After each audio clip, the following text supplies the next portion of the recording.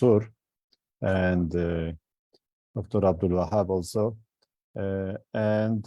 Of course, Turkey is in a very critical location, just like Malaysia, connecting Europe and Asia, also connecting Black Sea to Mediterranean Sea.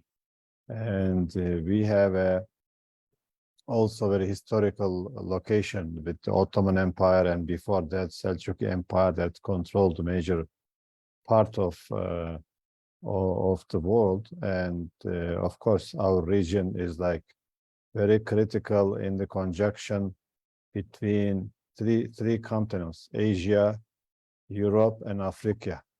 And we have both close ties as well as interest. And of course, after the Ottoman Empire, Turkey, became smaller and close to itself, and also turned west, only west. At that time, of course, Great Britain and France was dominating the field, and kind of try to forget, or the elites try to forget the history and the potentials of Turkey as a strong nation. But slowly, of course, Turkish nation, when they were given a chance, it is directly related to democracy. Starting with Menderes, Adnan Menderes in the 50s, he tried to listen and also try to perform or try to observe what people wants. The demand and supply kind of, and the people demands many things. But if you don't have democracy, these regimes don't listen, don't supply, don't provide these necessary services. But with Menderes, Turkey made a big push, and with also return to the original historical relations with the region, and also good relations with the Muslim world, with the Arab world, and kind of try to balance with the Soviets. But they toppled him with the military coup, and then even killed him. They hanged him in 1960. Then we had a more controlled democracy, tutelage democracy, in a way where you have military and constitutional court and overseeing the democratic process. So we did not have a full democracy, like whoever people chooses didn't have, or let's say the elected politicians didn't have full power, full capacity, or full authority to do what they want. Always there was some mechanisms that is dictating from outside. So civilians try to manage this in as much as possible with Menderes. Then we have, of course, this did not produce much stability and development.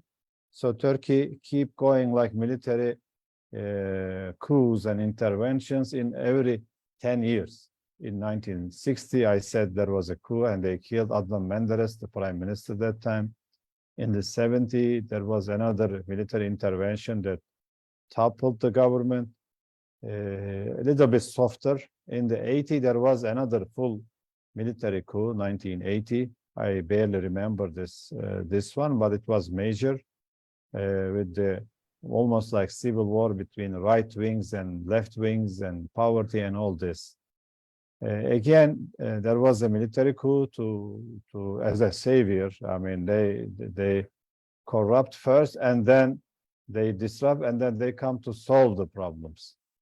One thing is, of course, the civilians couldn't have a big chance to change anything, but also they were not given the chances. The political scene was fragmented, and right and left wing, the Soviet pressure and influence, American influence, etc. So the stability was not there. And in the 80s, after the coup, of course, there was, one good thing is also Bad thing is military had the habit of intervening in politics. Good thing, they did not want to stay in power, like in Egypt or in Tunisia or other places. You know, they designed the scene, and then political scene, they get back to their position and they guide from there. They did not stop their intervention, but they were more indirect. So if any civilian like Turgut Özal or Erdogan could manage the system, they can have a chance to, they could find a chance to make room for the civilian politics. This is what happened with Özal. Özal showed that. I'm a political sociologist. I studied these developmental debates also between Turkey and the Arab world, etc. I mean, I had a good sense of how Turkey was in the one-party rule because I lived in Egypt under one-party rule in Mubarak time. So it means, you know, one-party rule, no check and balances, nobody says, nobody can criticize, nobody. So this changed with democracy in Turkey. And Turgut Özal also as a civilian politician with a smart pulls and good connections with the West, and so he found some room for civilian authority.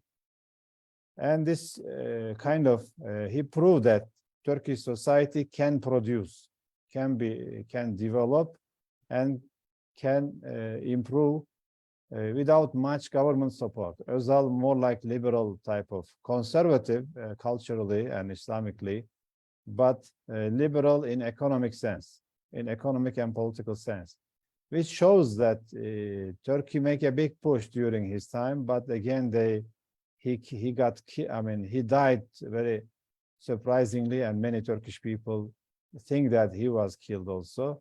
And then in the 90s, where you have the collapse of the Soviet Empire, Turkey had an opportunity, but missed it without leadership, because Özal died, and again Turkey turned inside, and a lot of political conflicts, many Islamists, nationalists, liberals, seculars, all this, there was a big political mess again, with also terror, where the terror groups are supported by the West. Openly, even not today. It's not conspiracy. They don't hide it. Their support for the PKK and also the Gülenists.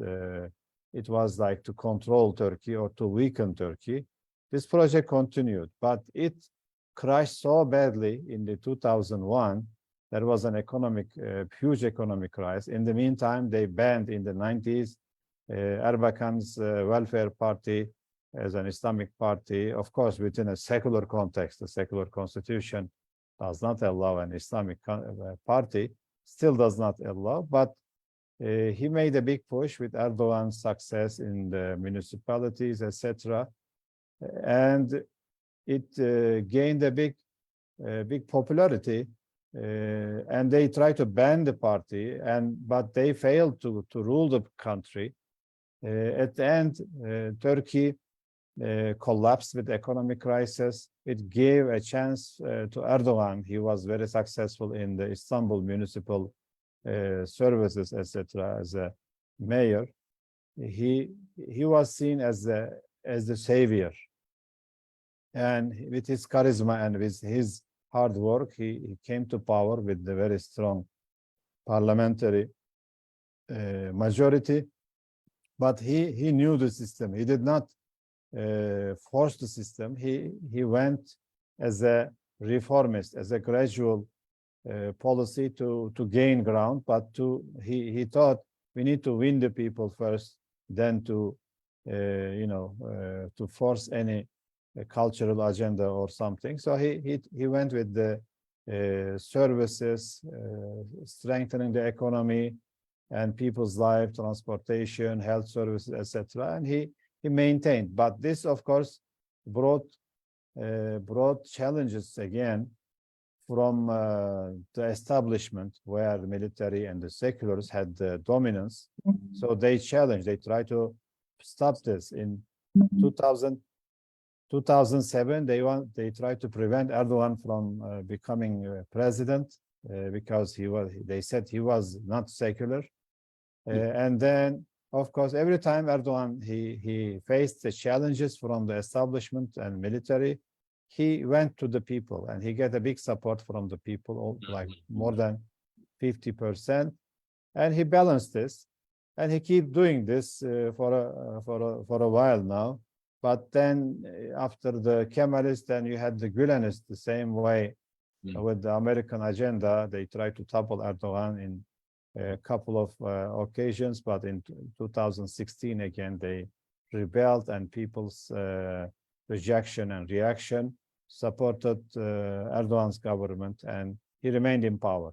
And we can say Turkey became really independent after the 2016 coup, when you expelled all kind of tools of tutelage, vesayet we say in Turkish, vesayet, or in Arabic they say visaye, control over, you have democratic system, but kind of a umbrella or kind of limits on the democratic system.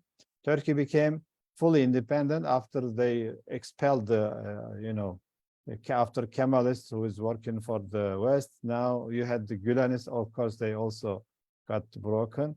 So Turkey became really independent and made a big push with the industry, with the, defense industry, with all this. And of course, this bothered the, of course, they, the difference between America and Russia.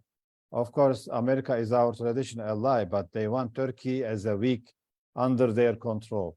And Turkey says, no, we are an independent country and we have better relations if we balance our relations with all parties and with the East, with the West, with Africa, with Asia, with Europe, and all this, China, Russia, etc. So this balanced relations help Turkey.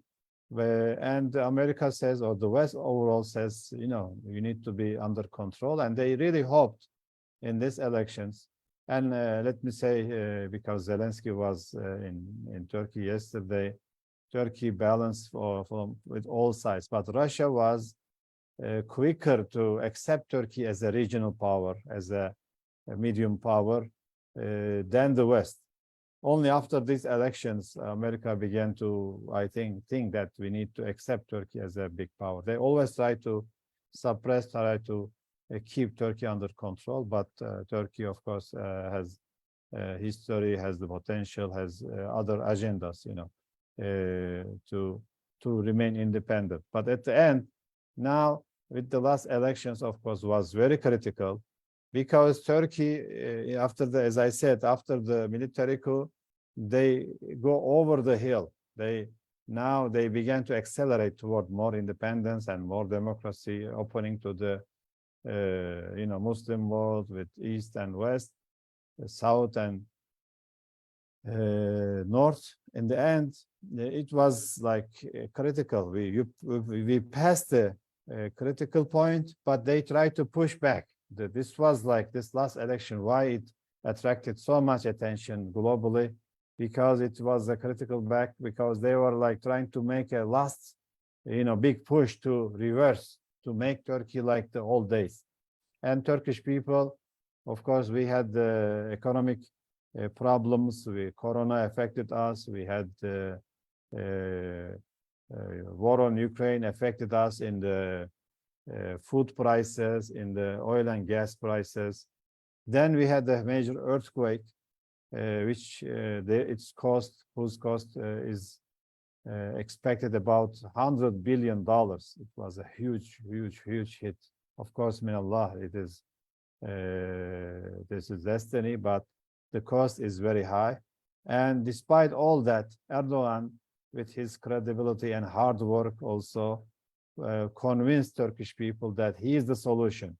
Of course, there are many the details and delicacies in the Turkish politics, which is very interesting for students and for brothers to study political science, sociology, economy, etc.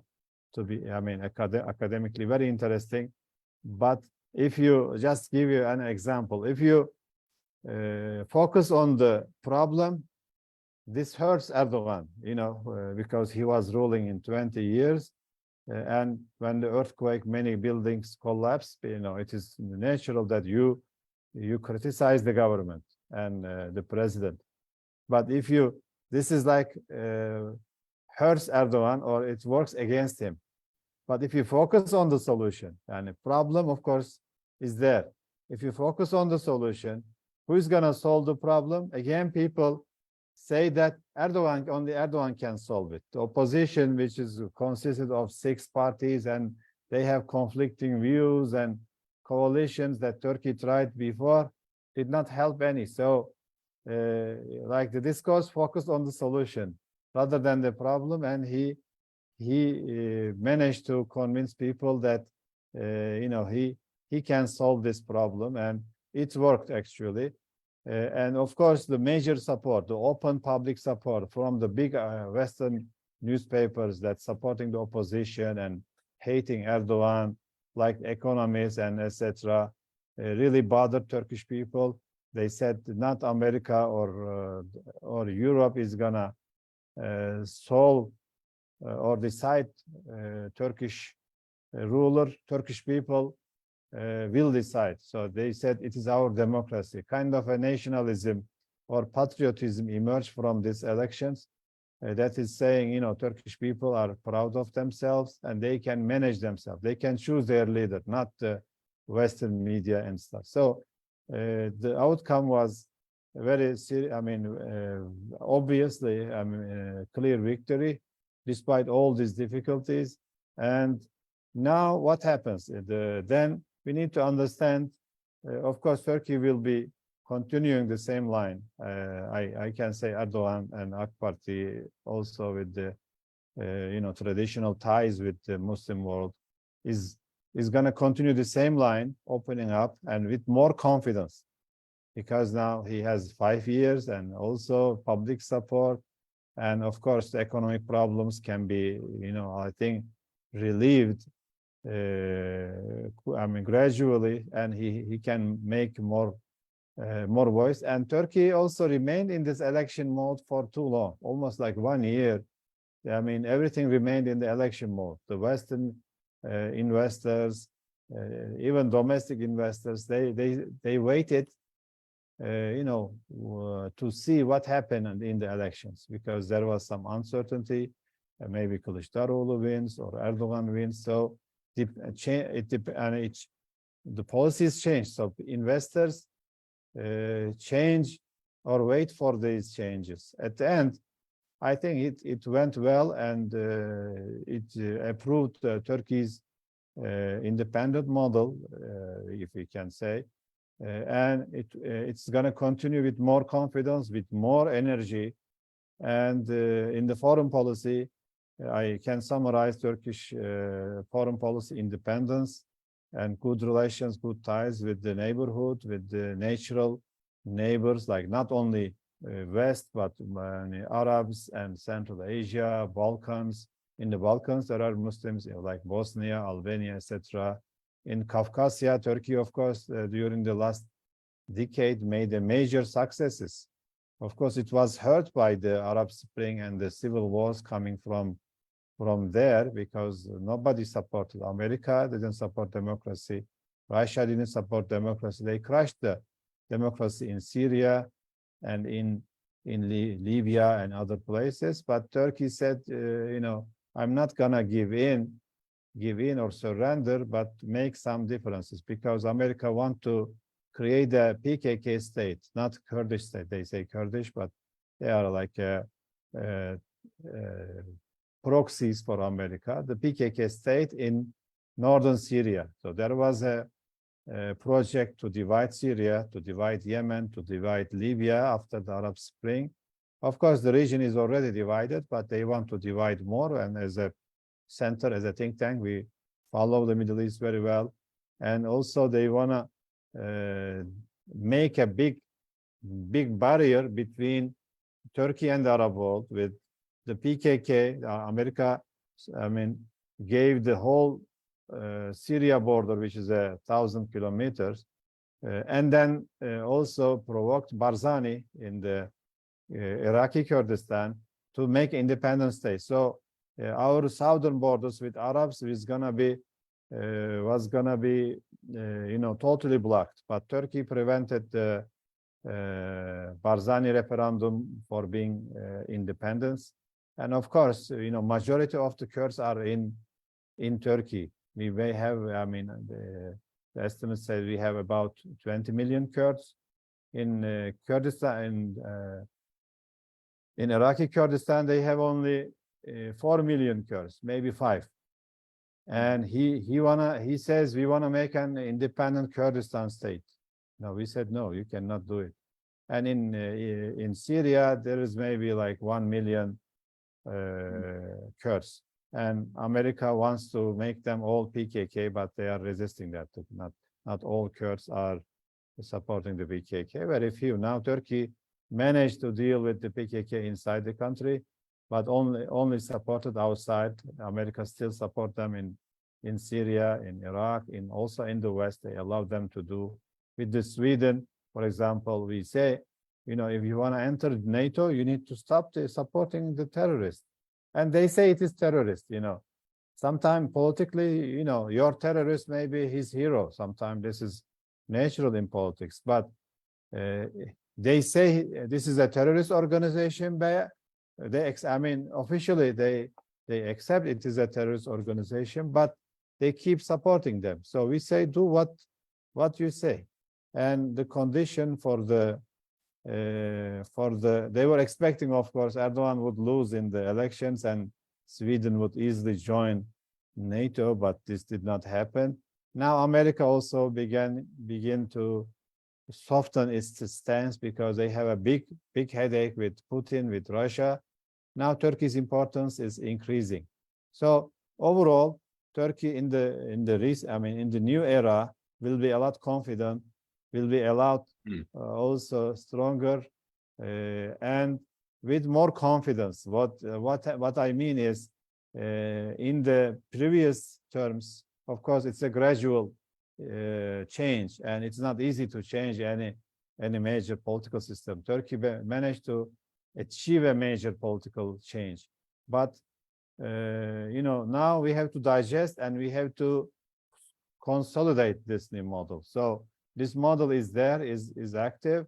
Now it's gonna be more not defensive, not more offensive, more assertive. I see, because we've been patient with this gradual change for so long. Now I expect Turkey make a new model, new system without any hurdles. This is the era to define new Turkey, new policies, etc. Without the old sensitivities or headaches, etc. Maybe in brief, I think, of course, I have to mention the relations with Malaysia. Of course, Turkey, as I said, is gonna continue with confidence, opening to the Muslim world, and Malaysia is a good partner. We have very strong ties with Malaysia culturally. The Islam is the best thing to unite, to make us brothers and sisters. I had also good friends in America, and from Malaysia, very nice people, calm. Maybe you don't have this much problems, but we do have, we are in the crossroads, so we are affected by the winds from the south and north, east and west. So even like how critical was Turkey with the Ukraine war, Turkey managed to mediate between Ukraine and Russia to export the grains. They have a lot of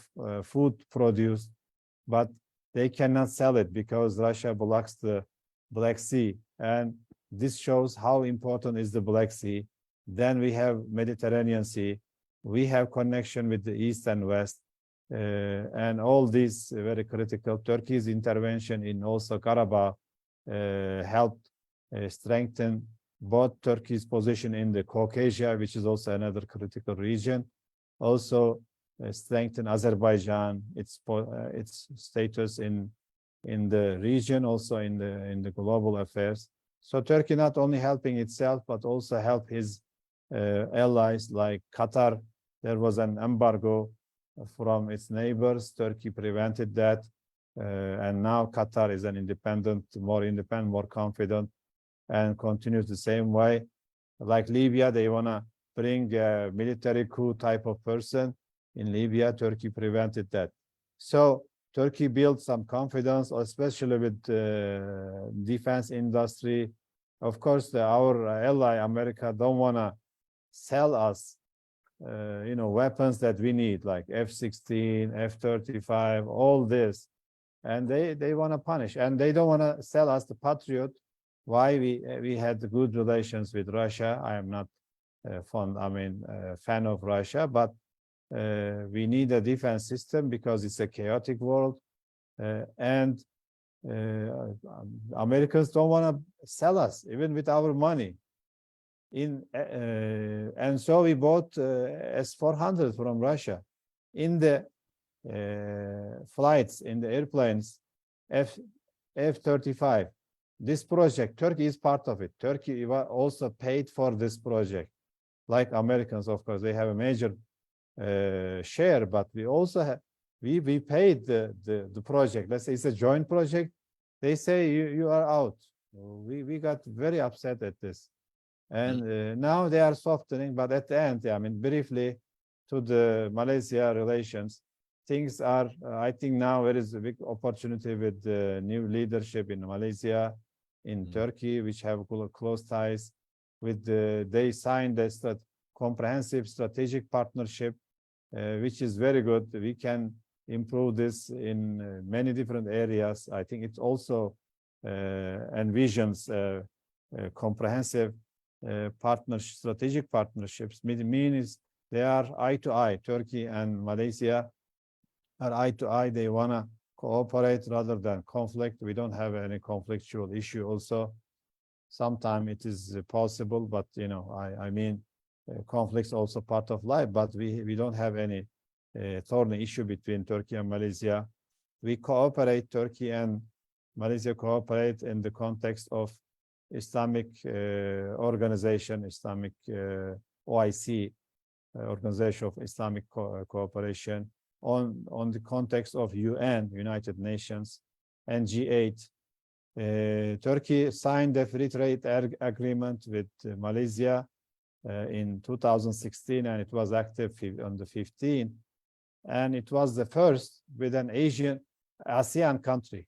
So it shows that Turkey gives a special priority to Malaysia. They have good relation between parliaments, between governments, also with